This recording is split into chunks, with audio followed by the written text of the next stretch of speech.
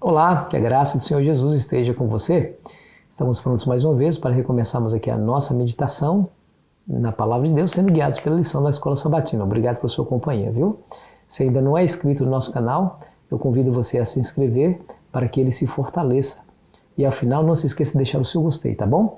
Tudo isso nos ajuda aqui a transmitir a Palavra de Deus para mais pessoas. Hoje é domingo, dia 15, tema de hoje, Daniel 2, e a interpretação historicista.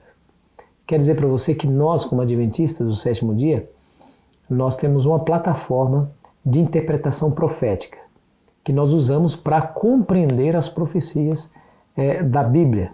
E essa plataforma chama-se historicismo. Ela nos ensina que as profecias elas se cumprem ao longo da história. Obviamente que essa plataforma não foi inventada pelos adventistas, não. Isso, o próprio Cristo usou essa maneira de interpretar a profecia.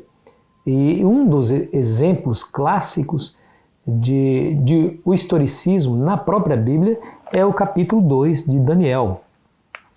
Daniel viveu cerca de 500 anos antes de Cristo e de maneira precisa, assustadoramente precisa, ele predisse a história mundial, começando no tempo da Babilônia, passando pela Medo-Pérsia, pela Grécia, por Roma e depois Roma dividida na atual Europa como nós a conhecemos hoje, né?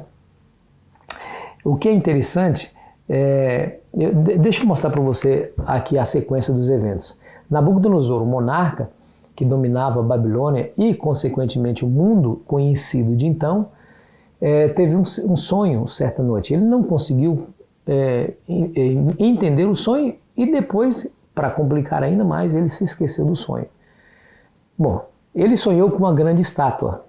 Essa estátua estava diante dele, a cabeça da estátua era de ouro, o peito e os braços eram de prata, o ventre era de bronze e as pernas eram de ferro. E os pés eram uma mistura de ferro com barro. Ele estava olhando para aquela estátua quando de repente uma pedra cortada sem auxílio de mão veio voando pelo meio do céu e atingiu a estátua nos pés, destruindo completamente o ouro, a prata, o bronze, o ferro e o barro. E a própria terra encheu o mundo inteiro. Ele não entendia claramente isso.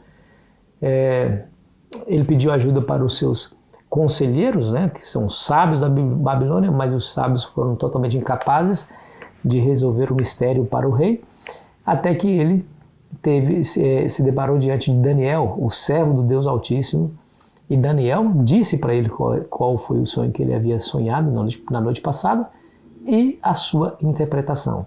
Daniel falou para ele, olha, você é cabeça de ouro, ou seja, Babilônia domina sobre tudo, mas depois será substituída por um outro império inferior ao teu, os medos e os persas, assim como a prata é inferior ao ouro, mas depois também será substituída por um império de bronze, que é a Grécia, e depois seria substituída a Grécia, seria substituída pelo império de ferro, monarquia de ferro de Roma, e Roma seria dividida em 10 partes, assim como nós vimos 10 dedos da estátua, esses 10 dedos representariam 10 tribos bárbaras que se insurgiram contra o Império Romano no ano 476 e fez com que o Império Romano caísse.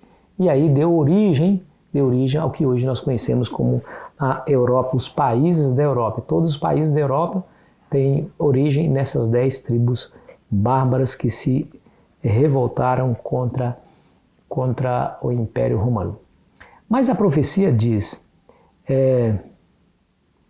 verso 43 do capítulo 2, diz assim, ó, quanto ao que viste do ferro misturado com barro, de lodo, misturar-se-ão mediante casamento, mas não se ligarão um ao outro, assim como o ferro não se mistura com o barro. Bom, a profecia já disse, vai ser dividido, o Império Romano vai ser dividido, mas o Império Romano, mas eles tentarão unir novamente o Império em um só, mediante casamento. Mas como o barro não se mistura com o ferro, assim eles não conseguirão. Bom, aqui a lição nos traz o seguinte, olha, se você estudar um pouquinho a história da monarquia britânica, antes ela era chamada Casa de Windsor. Esse era o nome que era dado à monarquia britânica. Porém, isso relativamente, como diz aqui a lição, é relativamente recente, né? Originou-se em 1917. Bom, a família real britânica era chamada, antes disso, era chamada de Casa de Saxe-Coburgo-Gotha. É uma expressão aqui alemã, demonstrando aí o casamento que eles fizeram entre britânicos e alemães, né? Agora, o que aconteceu foi que as guerras vieram, né? Eles tiveram muitas guerras entre si, e na Segunda Guerra Mundial, quer dizer, na Primeira Guerra Mundial, querendo se desassociar de seus odiados inimigos, os britânicos mudaram novamente o nome para a Casa de Windsor. Eles não queriam ser associados com os seus inimigos, os alemães. Então, antes era chamada Casa Saxe-Coburgo-Gotha, que era a ligação que tinham entre famílias britânicas e alemães. Eles se uniram pelo casamento, por isso foram chamada Casa de Saxe-Coburgo-Gotha, mas só que isso não impediu que guerra entre eles, houveram-se muitas guerras. Aí, na Primeira Guerra Mundial, depois de ter vencido seus inimigos, os britânicos quiseram completamente erradicar a sua ligação com os seus inimigos alemães, mudando o nome de Saxe-Coburgo-Gotha para a Casa de Windsor. A profecia já tinha dito, eles tentariam se ligar um ao outro, mas o ferro não se liga com barro, e eles terrivelmente falhariam. Muitos tentaram. Napoleão Bonaparte tentou. Napoleão Bonaparte, francês, né? Ele casou-se com a princesa austríaca para unir os dois, sob o mesmo brasão, os dois impérios. Não conseguiu. Carlos V não conseguiu. Mussolini não conseguiu. Hitler não conseguiu. Eles tentariam pelo casamento, mas todos eles falhariam terrivelmente. Por quê? Porque a profecia já tinha dito isso lá no 5º século antes de Cristo. Quanto ao que viste do ferro misturado com barro de lodo, misturar-se-ão mediante o casamento, mas não se ligarão um ao outro, assim como o ferro não se mistura com o barro. Agora, veja o que aconteceu com aquela pedra. Bom, você está percebendo aqui que essa profecia ela se cumpriu ao longo da história, começando no tempo do profeta e vai até o tempo da volta de Cristo, passando pelos impérios, desde Babilônia até Roma dividida e depois findando-se com a volta de Cristo, porque no verso 44 nos diz, mas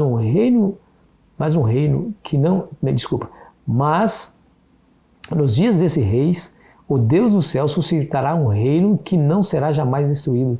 Este consumirá todos esses reinos, mas ele mesmo subsistirá para sempre. Como viste que do monte foi cortada uma pedra, sem auxílio de mãos, e ela esmiuçou o ferro, o bronze, o barro, a prata e o ouro, o grande Deus faz saber ao rei o que há de ser futuramente. Certo é o sonho e fiel à sua interpretação. Ou seja, a pedra representa, obviamente, o reino de Deus que será estabelecido, e esse reino jamais seria passado como os outros passaram um após outro, Babilônia, Medo-Pérsia, Grécia, Roma dividida.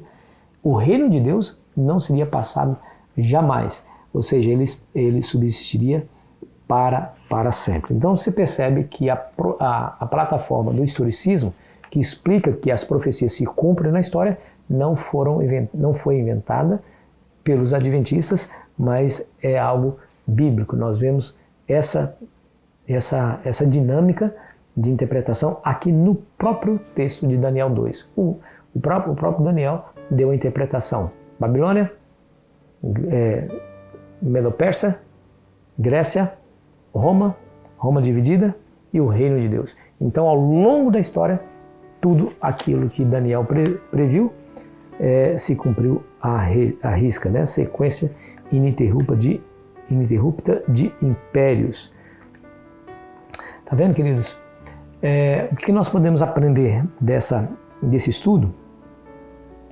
Que Deus conhece o futuro antes que ele aconteça e que o controle de todas as coisas, em última instância, está nas mãos do eterno Deus, que fará com que todas as coisas se cumpram de acordo com o seu propósito original. Se Deus controla o mundo todo, também controla a sua vida, controla o seu futuro também. Pode acreditar e confiar nesse Deus que tem nas mãos o futuro da nossa existência. E Ele, mais do que nós mesmos, tem interesse na nossa vida eterna, felicidade e segurança. Que essa seja a sua certeza no dia de hoje. Ora comigo. Querido Pai Celestial, no nome sagrado de Cristo, nós queremos te agradecer mais uma vez pelo privilégio de ter estudado a tua palavra e ter nos dado, Senhor, a compreensão e entendimento de como interpretar corretamente as Escrituras e as profecias. Nos ajude, Senhor, a sermos portadores dessa mensagem ao mundo a perecer e levar a eles a luz do teu Evangelho, em nome de Jesus. Amém. Foi bom estar com você. Amanhã continuaremos a nossa jornada. Aproveite bem o seu dia.